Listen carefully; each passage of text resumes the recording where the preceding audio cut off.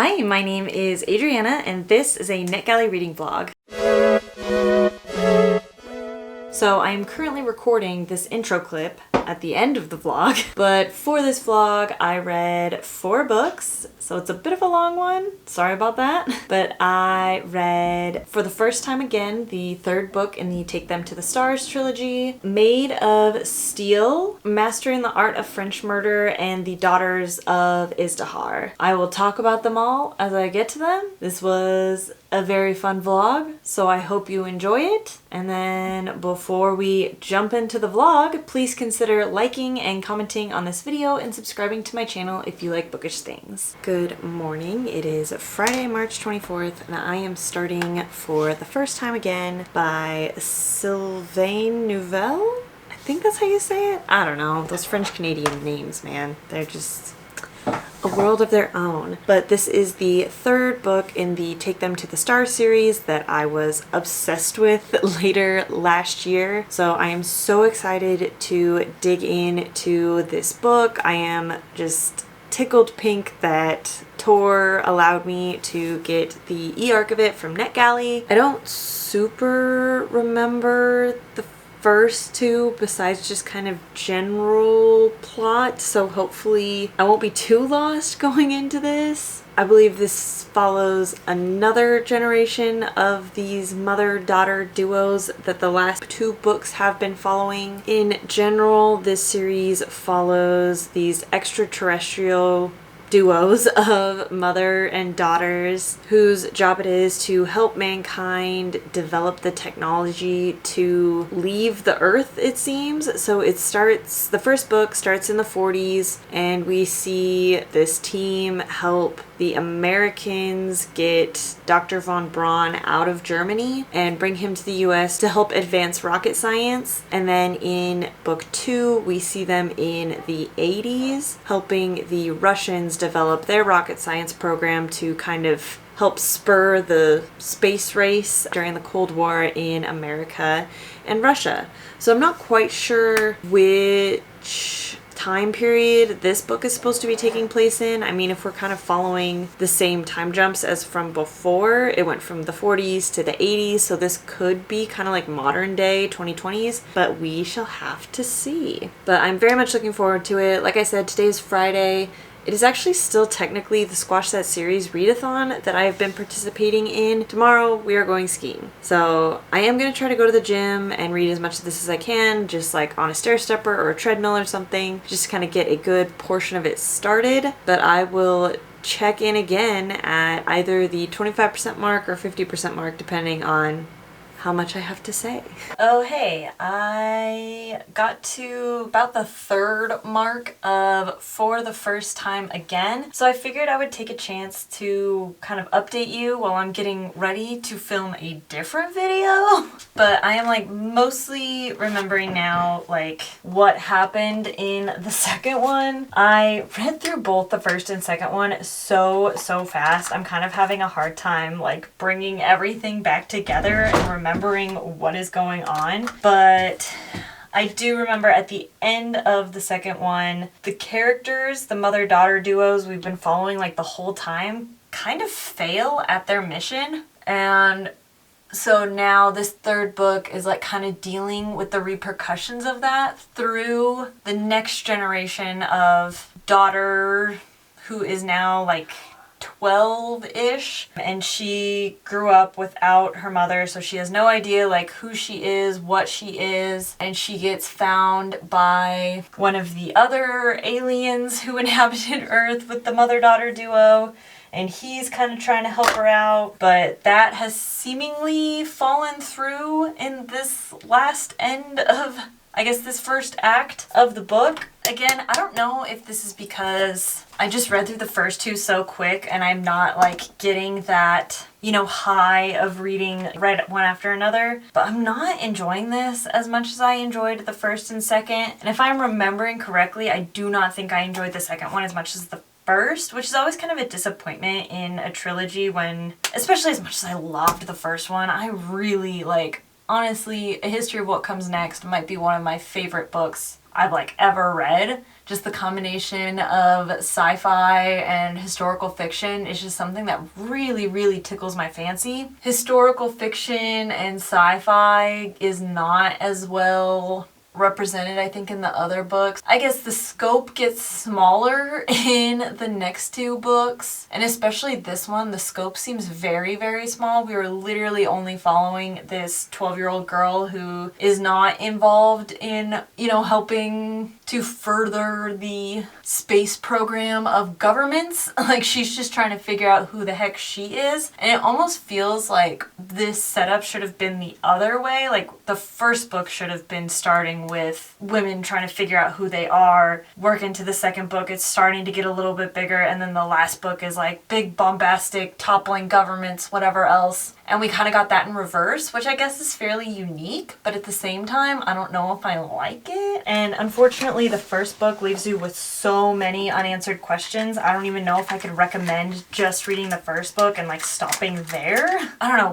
We'll see how this book finishes up. It is the end of the trilogy, so it does gotta kind of end well in order for me to enjoy it. And even if I don't enjoy most of the book, if it finishes off the series well, I think probably rate it fairly high, just because I loved the first one so much, and I did mostly enjoy the second one. Other than that, I enjoyed this weekend, did some skiing with my parents and my father-in-law. It was my father-in-law's 60th birthday, so we did some celebrating of him, which was a good time. But I did not do any vlogging, so I don't know how much of a vlog this will be, as much as it will be just a review of the books update by update. We'll see if I'm any better with the rest of this vlog.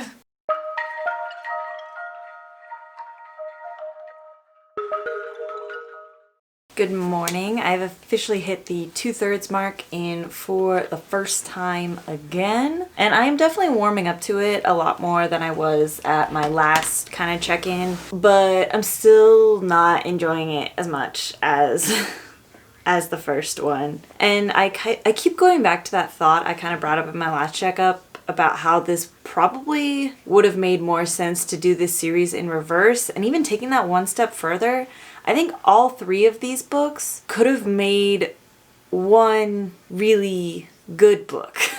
I think if we had taken all of these three different time periods and just kind of mashed them together, like something similar to like Cloud Cuckoo Land, like this is a big chunky book, it's got three different time periods in it, instead of doing three small books of three separate time periods. And even within these books, you do jump around to kind of different chapters of history. I don't know, I keep going back to the idea that I think this trilogy would have been a lot better as one big book.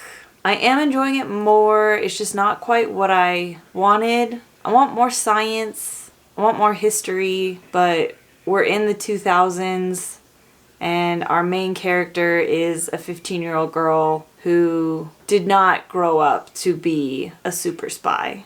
So, I mean, overall, I think for this book, I'm still probably sitting at like a 3-star. I have not been getting through this book as quickly as I had hoped, and I think a large part of that is the giant Lego set I put a little clip of in.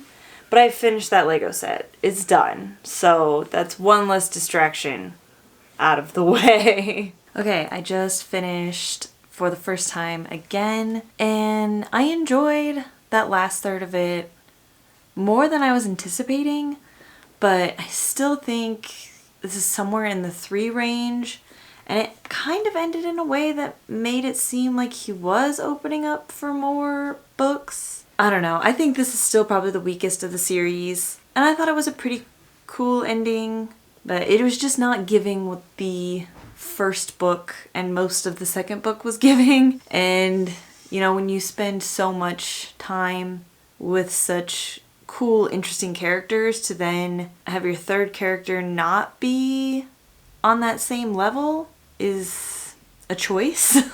Not saying that Aster was a bad character by any means, but she's just not as cool as her mother and grandmothers, and it's just, you spend so much time with Aster before she becomes interesting. I don't know, I mean, it answers all of the questions that you had throughout the series. I think it is gripping enough, but I think by the fact that it took me, you know, like 5 days to read it instead of like 2, like it did for the other book, I think that also says something. Don't really know what to say. Besides, mid. So I am currently at the gym. I will be starting Maid of Steel as my next NetGALLEY arc. The cover looks like this. It is a historical romance about a young woman in America who gets sent across the ocean to go live with her family in Ireland, and she meets some guy over in Ireland. That is as much as I know.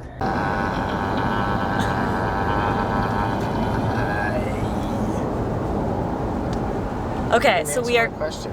Because I'm recording a video. We are currently on our way to the Oregon coast, and I made it to the 33% mark of Maid of Steel. So far it follows a young woman from New York, and she gets caught in like a factory fire. Like, she works as a seamstress in some sort of clothing factory and gets caught in a fire and manages to escape, but comes out with some injuries. So her parents decide to have her recover in Ireland and just send her to Ireland for a couple months. She had been fighting for the vote, fighting for the vote in the US for women, and now that she's in Ireland, she decided she's gonna fight for the vote there.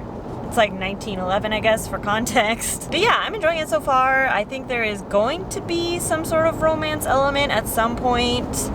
Not quite seeing it yet, but it should happen according to the synopsis. And then I finished my audiobook read this morning, so I will be starting the audiobook of The Daughters of Izdihar. That was a NetGALLEY arc I had a while ago that I let lapse, so I'm now borrowing it from the library to try to get that read. I don't know too much about it. It is like a fantasy based on like Egyptian culture, and there's like elemental magic of some sort, so I'm excited. Probably won't get too much into it this weekend because, like I said, we are going to the coast, meeting up with some friends, so I won't have too much of an opportunity to listen to it. But hopefully I will have some time to read at some point, and I'll be able to do another check-in for Maid of Steel.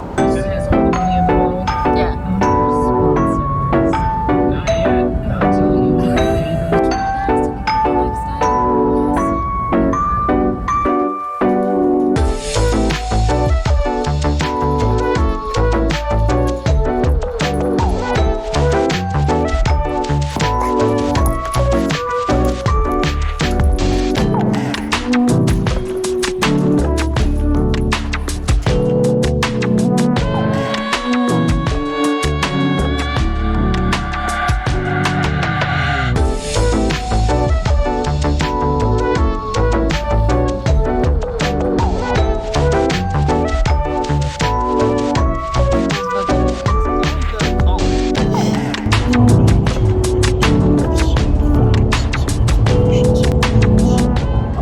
Happy Sunday. We are back home finally after a long drive. We had a super duper fun weekend. It was so nice to see our friends and just hang out. We actually had a bit better weather than I was expecting to see this weekend. It did not rain the entire time, but it was fun. And as predicted, I did not get that much reading done, but I did make it to the 2/3 point of Maid of Steel. I don't know if this is spoilers or not, because it is a trope. I'm just mentioning that it has a trope, I guess. But it does have the pregnancy trope, and that is just not... I don't like it. I don't really like it in my romance. It kind of ruins it for me. So there's that. But other than that, I am quite enjoying it.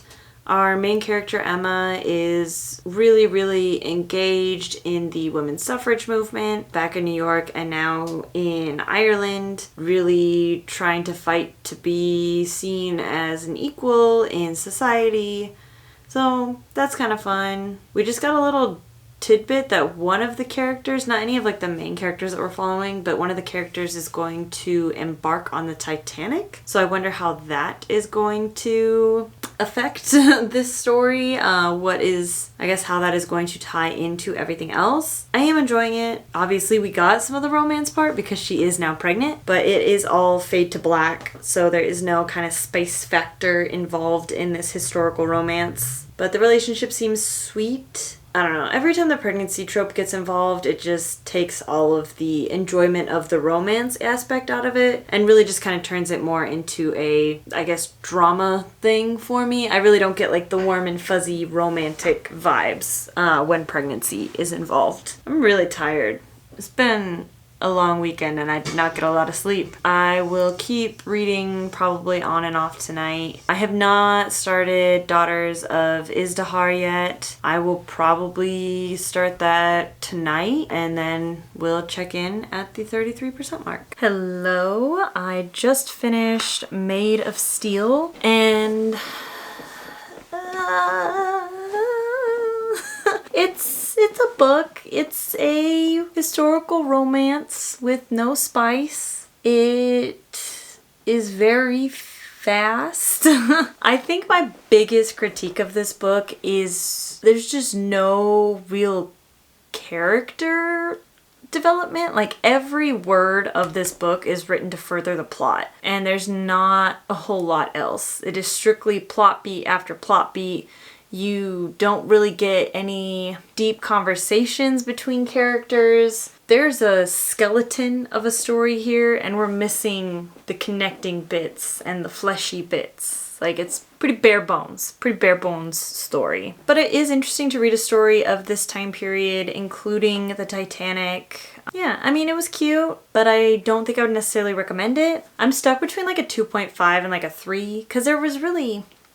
I'm gonna go 2.5. Let's just say 2.5. There's nothing really to this story and there's nothing really special about it. There's nothing particularly wrong with it. If you are intrigued by this story, you will probably have a reasonably good time reading it and you will get through it very quickly. It's not a very long book. But yeah, I mean, there's not really a lot to be said about it because there's not really a whole lot there. And I think I'm going to try to squeeze one more book into this vlog. 4 books, I think is just, you're pushing it as far as your ability to fit everything into a vlog, but I would like to read one more NetGalley arc, and that is Mastering the Art of French Murder. It is a murder mystery story taking place in Paris, and from the synopsis it seems like we are following the neighbor of Julia Child, and there is a murder that occurs and the murder weapon, a knife, is found in Julia's kitchen. So I imagine this neighbor is there to help clear Julia Child's name. So that should be pretty interesting. I think Julia Child is a fascinating character of history. Julia Child seems interesting. I'm excited to read a story that features her as a character. Okay, I am once again coming to you from the bathroom while I get ready to film a different video. But I have reached the 3rd point of Daughters of Izdihar, so I figured it was time to give a check-in. And I'm really enjoying this. I mean, I kind of figured I would. I've heard so many good things about it, just like on BookTube and stuff. And it's got a very interesting premise with kind of the avatar bender situation going on. They call them weavers in this book, but you have different elemental weavers, and we're following 2 women of different classes, but they are connected by a man. So one of them is Nahal. She is a very upper crust lady, and she has had an arranged marriage to Niccolo. The other woman we are following, Georgina, was the woman Niccolo was involved with before marrying Nahal. And so that's obviously an interesting dynamic in and of itself. Georgina and Nahal are both weavers, but Nahal has the money and resources to be able to go to school to learn more about her abilities and learn how to control them. And her eventual plan is to join the army and kind of create her own life. Georgina, the lower class lady, does not have those same resources available to her, obviously, but she is pretty heavily involved in a like women's activist group called the Daughters of Izdihar, and I think eventually Nahal will also become involved in that group as well. I'm envisioning at some point Georgina and Nahal will come together a little bit more than they currently are. Their stories are still fairly separate for being as closely tied as they are. I am really enjoying the book so far. We haven't gotten too much into how the magic system like actually works, but I have a feeling that's going to come with the schooling. So Nahal just arrived at the school at this 33% mark. So we shall see what school entails for a magic wielder in this world. I think that's all I have so far. I think the audiobook has been a pretty great option for this, for me personally. Normally I do have a little bit of trouble keeping up with audiobooks, but this audiobook actually has 2 narrators, one for each main POV. So I think that's helping me a lot, especially keeping the POVs apart because they are so closely related in so many ways. To be able to have 2 different voices to connect them with is really helpful. And I think they're just really good narrators, which always helps in this situation. Other than that, today I want to record 3 different videos, one of which involving my dad, so he should hopefully be here sometime soon. There's just a whole lot going on. So, gonna try to get through this Wednesday as seamlessly as I can and hopefully come out of the other side of this week prepared with some good content and through some books so I can start more books. Good morning. It is Friday and last night I reached the 33% mark of mastering the art of French murder. I am moving really slow in this book and it's not any fault of the book. It is just my work schedule and everything else has been kind of insane this week. I am hoping I can make some really good progress this weekend because I'm starting a buddy read with some friends on Monday and I'd really like to be done with this book by then. But so far I am enjoying it, even though I have been getting kind of a slow start. I think I mentioned the synopsis in like the intro to this, but we are following the neighbor of Julia Child after a body is discovered in Julia Child's cellar and one of her chef knives is determined to be the weapon involved. I've not had coffee yet. We're struggling a little bit. But this neighbor, Tabitha, takes it upon herself to start investigating this situation a little bit. Tabitha is also one of the main suspects, seeing as she attended a party at Julia's house that the murder victim was also at and left the party at the same time as the murder victim, and basically Tabitha was the last one to see her alive. Tabitha is motivated to figure out who the real killer is, and she's doing a little bit of Nancy Drew-ing. So that's always a good time. I mean, I think that's a perfect setup for a cozy mystery, especially, you know, like the first one and what I'm assuming is going to be a series, is to have our main kind of cozy detective be one of the suspects. Gives them a little more motivation, brings a little more tension to everything. But yeah, I'm enjoying it so far. I think the characterization of Julia Child is really well utilized and really cements you into the time period. I think the character of Tabitha is really fun. She broke off an engagement from her fiance in the US, and after that decides maybe it is time to try something new and moves to Paris with her grandfather and an uncle and is living with them. She has a pretty interesting backstory. She worked in a bomber factory during World War II, so she's kind of handy, I guess you could say. She's like always fixing little things. We're not too far into the mystery yet. There's still a lot of Scooby-Dooing to do. So I'm going to continue reading and hopefully check in with you at some point this weekend. We are going skiing this weekend, so I'm looking forward to that.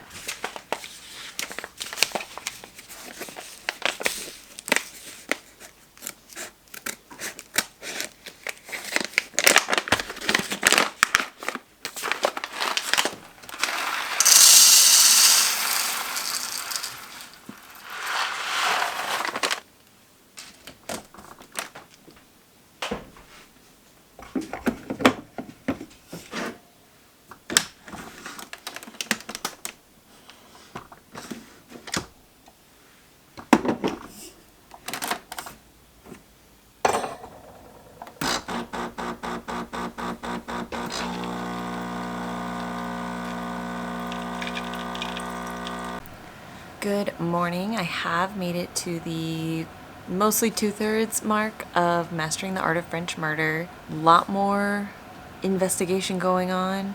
Girly Pop is getting a little too close, I think, to the answer. She got in a little bit of a mix-up with a car. Yeah, we're definitely getting into it now. She is full on detective mode.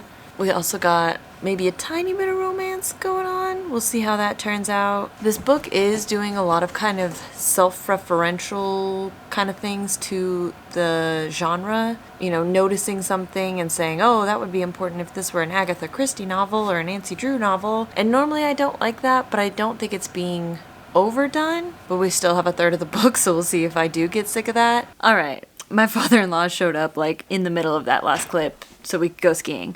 So I believe I had finished talking about like the self-referential part of where this book is at. But the other thing I wanted to mention is that this book does a really good job, I think, of talking about Paris itself, like the actual setting of Paris in this time frame. A couple years ago, I had listened to Julia Child's memoir / biography. It was written by like her niece, so it's like part autobiography, part biography, part memoir. I don't know, whatever you want to call it. And she doesn't really mention what Paris was like post World War II. She just talks about like mostly just about her journey going through Le Cordon Bleu and like writing the cookbook and all that, which is like, it's fine because that's what she wanted to write about. But it's really interesting in this book specifically to talk about the Parisian mindset post World War II and their relationship with like the police force and the government and just in general how Paris was affected by World War II, because this is taking place pretty shortly after the end of World War II. So I am really appreciating that part of the story. I'm sorry if you can hear my dog panting. He's just here.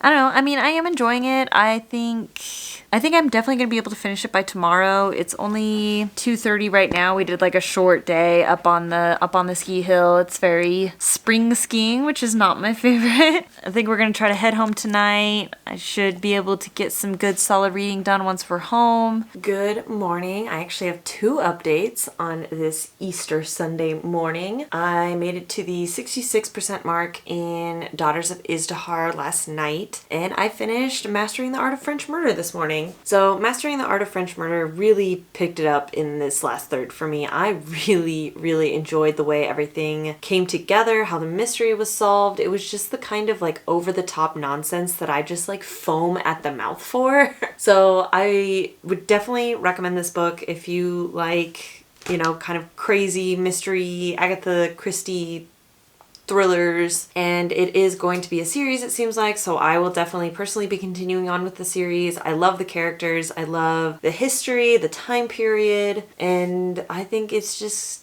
gonna be a good little series for me to read whenever I need something kind of a pick-me-up. The beginning still does feel slow to me, but I don't know if that's just because my reading schedule didn't allow me to read it that quickly, so I was only reading like 10 pages a day like when I first started it, but I enjoyed it immensely. Definitely would recommend. So then moving on to Daughters of Izdihar, that is also picking up for me. We have a lot more kind of political intrigue as far as this women's rights group. Just getting to know these characters a lot better is making them a lot more intriguing. It really hasn't felt like there's been a whole lot of plot so far. It's been mostly kind of character development, magic system development. It very much feels like a first book in that aspect. The stuff going on seems more important for our characters than it does for like us as a reader for a plot, which there's nothing wrong with that. Again, like I said, this is a first book. We have a lot to set up. This is a, you know, high fantasy with an intricate magic system, so there's a lot we need to know before I think we can really dig into a meaty plot. But yeah, I will definitely be continuing on. We'll have to see how this book ends if I decide I want to continue on with the series, but so far both of these books are going much better than the first 2 books of this vlog. So being as it is Easter, we are planning on making a little brunch. We have a friend coming over with her dogs, so we'll have a little doggy play date and it should be a good time. Oh hey, so while at work today I finished the Daughters of Izdihar and I enjoyed it. I enjoyed the ending. I think it wrapped up really well. I think the second half was a lot more entertaining for me than the first half. The first half is definitely a lot of build-up, but the second half has a lot more action. There's a lot more going on. The characters are starting to develop and change and kind of grow into different directions, which is really fun. I enjoyed this book overall. I think I'm going to rate it probably like a 3.75 just because it was kind of rough for me at the start. But something I really think this book did really well was discussions, I guess philosophical discussions of revolutionary politics. So like kind of respectability politics versus kind of violence in revolution, and seeing this through our two different main characters and how class and gender and race affects your outlook on these things. I thought was really interesting and really well done in a way that was, I guess, different than I feel like I've seen before. I just think this author did a really great job of weaving in these themes, and it was kind of giving me like kind of Poppy War vibes, or I guess it was giving me like R.F. Kuang vibes. I'm just hoping that now that we have our characters and our world and our magic system kind of established, that the second book will be a little more plot focused. Like stuff will be happening, stuff will be going on. I will definitely be continuing on with the series. It's only a duology, so it's like you might as well. But I definitely enjoyed it enough that I do want more of the story of this world, of these characters, and I am intrigued to see what happens next. So that brings us to the close of this entire vlog.